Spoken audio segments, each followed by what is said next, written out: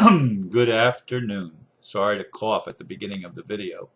No, I'm not going to start it over. It's 4:44 p.m. on the 26th of December. This is the video for the 27th of December. It will go up at midnight tonight, or actually midnight tomorrow, since that's the first moment of the new day, a.m. The title for today's video is The Selection of Our Psychopathically Groomed Leaders. And the blurb goes like this. I've been brooding all day after that totally dysfunctional Christmas dinner last evening. I've not interacted with anyone else in the house since then, and have not even gone into that part of the house except when I realized I was the only one home. Anyway, one of the many things I've been pondering is the idea of Obama being a light worker. I don't believe most people have any idea how political leaders are selected to even get on a mainstream party ticket. It's not about voting, which may surprise many people. No, the candidates are selected and groomed years in advance, making sure they are blackmailable and therefore controllable. We, the people, play no part in this process whatsoever. Voting is just a charade. The outcome is determined in advance, and they even plan operations to make it seem otherwise, like in the 2000 U.S. presidential election, where the selection for the public was made by the U.S. Supreme Court after the psy-op hanging Chad fiasco in Palm Beach County, Florida.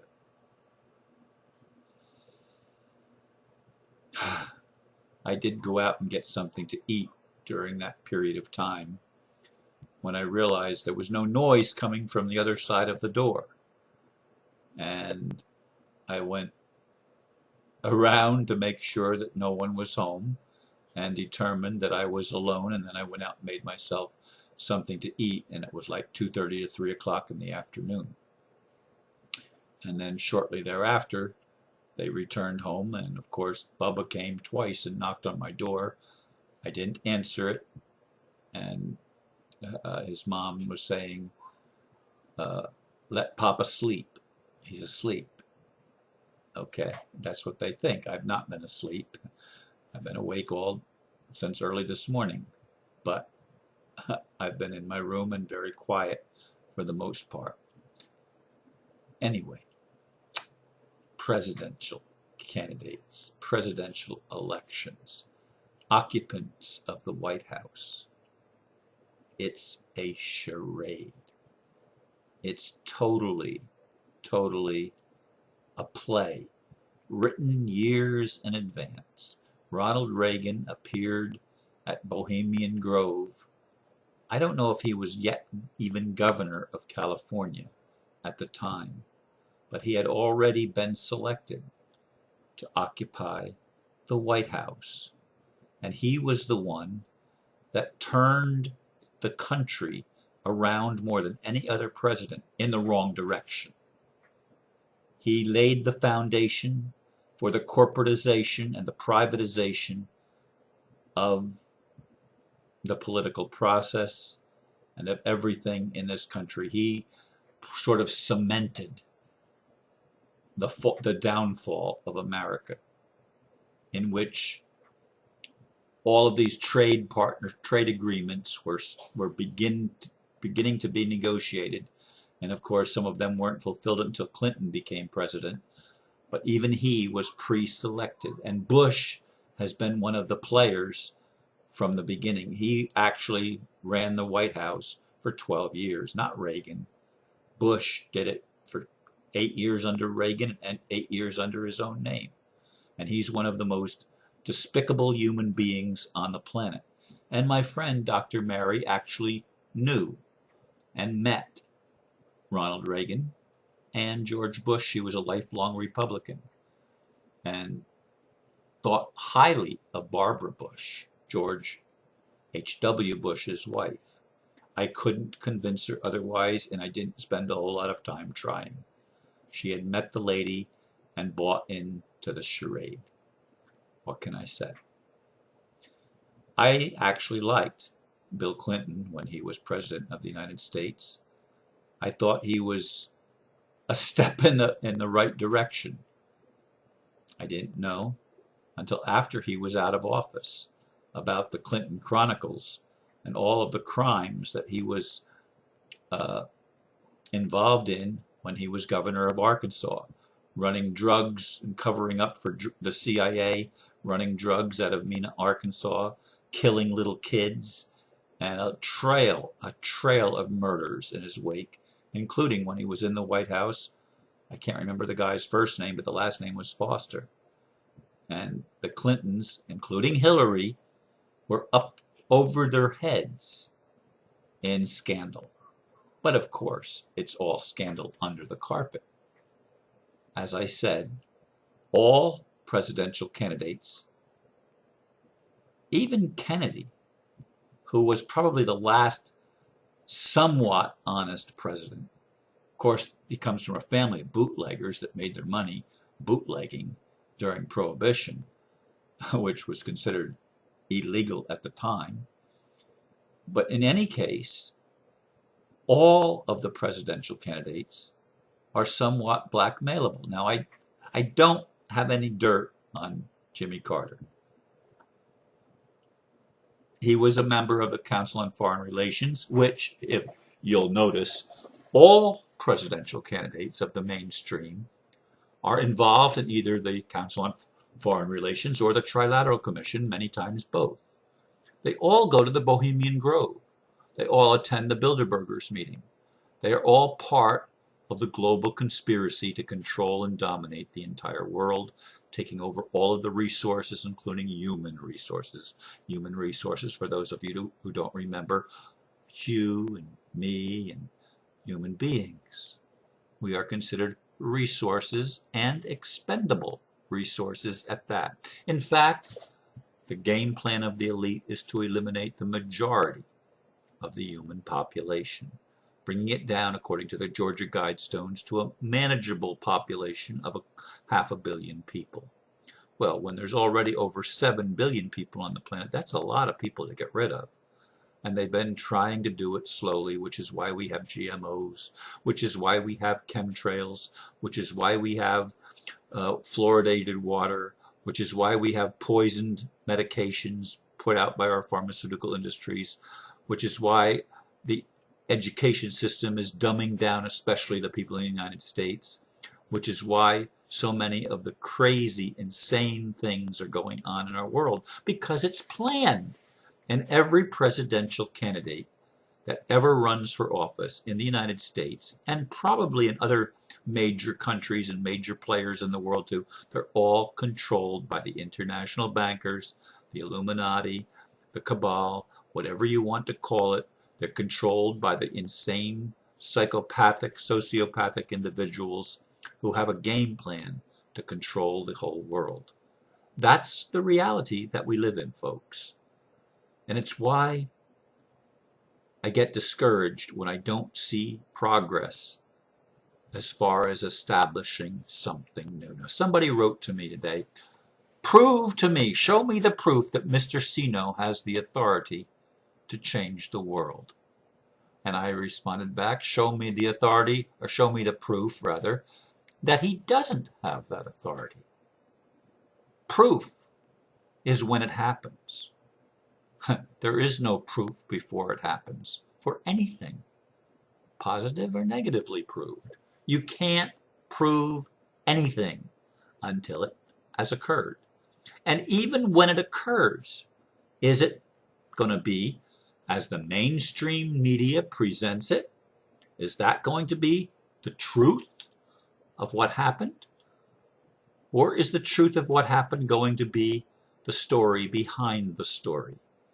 The conspiracy that isn't a theory, but a fact, that the people that want to control the world conspire to do so, and conspire to do everything in their power to make sure the deck of cards lines up in their favor. In other words, it's a marked deck. It's a fixed game. It's not legitimate. It's not true. It's not real. The entire system of our world is false. When are you going to get it? It is run, our world has been run for years, decades, centuries even, by psychopaths, if not millennia. Psychopathic individuals playing a very dark role on the positive spin, to awaken the human race and to accelerate the evolution of human consciousness. However, their time is up. The Federal Reserve's charter or lease, whatever you want to call it, has run out. It's 100 years that they were given that lease. It's over. Now you say, Ron, prove it. Prove it not. Prove it not. Proof is when it happens, and when enough people know about it so that the truth can no longer be concealed. And that, I believe, is what's happening. And I said the right word. I believe that is what's happening, because I want to believe that is what's happening. I want to believe that despite the fact that the elite have chosen the leaders and groomed them to be blackmailable with sexual improprieties, with bribes and other scandalous activities in which they were involved in George Bush's case and Kerry's case and many others' case. They were part of the Skull and Bones at Yale University in 222. Okay, they were part of the rituals in which they had to masturbate or do other things in a coffin. Okay, all of this stuff is common knowledge if you search for it. You say conspiracy, conspiracy. Get over it. It's the way the world has been operating. Get over it and wake up. Everything is planned. Nothing happens by chance. There are no major events that take place anywhere that have not been carefully planned. There are no accidental terrorist operations or terrorist events. They don't happen accidentally. They are planned, and the government always knows about it beforehand because the government is in on it. When are you going to get it? Obama may have been at some point in his past thing a starseed. Who the hell knows? We're all starseeds. We're all from a different galaxy, a different planet, a different star system. We're all from somewhere else. None of us started on Earth. None of us. This is a planet that has been bred and groomed from ancient times to go through this process, whatever the process is, of the evolution of human consciousness, or of not human consciousness, of consciousness, period.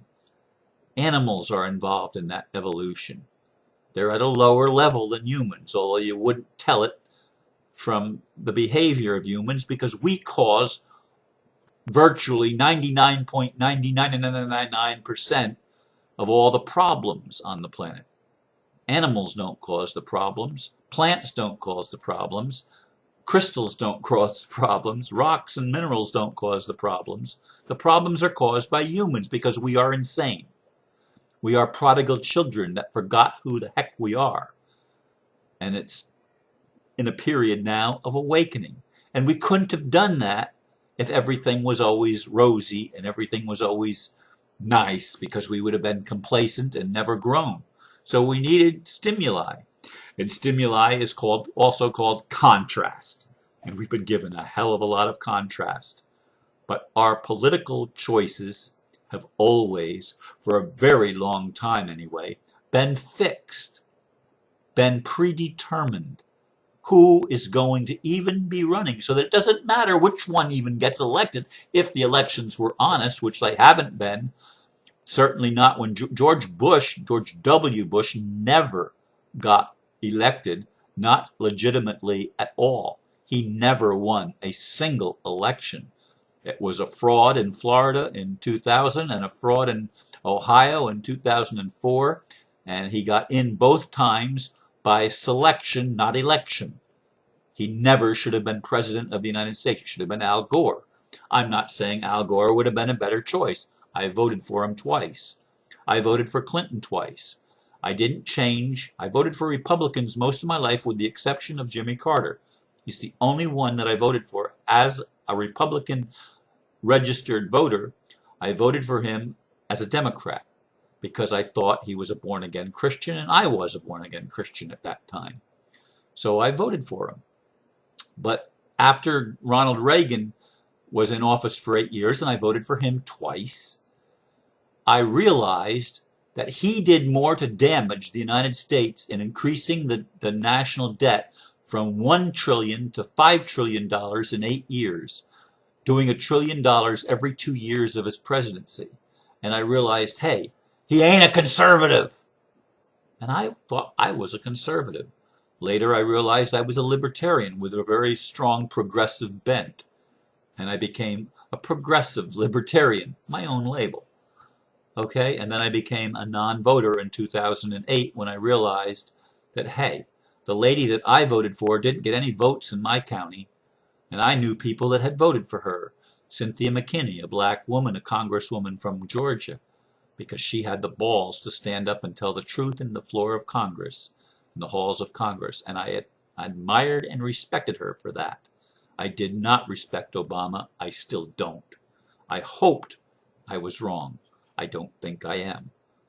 He was groomed by psychopaths, the same as those that came before him, and he plays a dark, not a light role, except that dark roles do advance the awakening.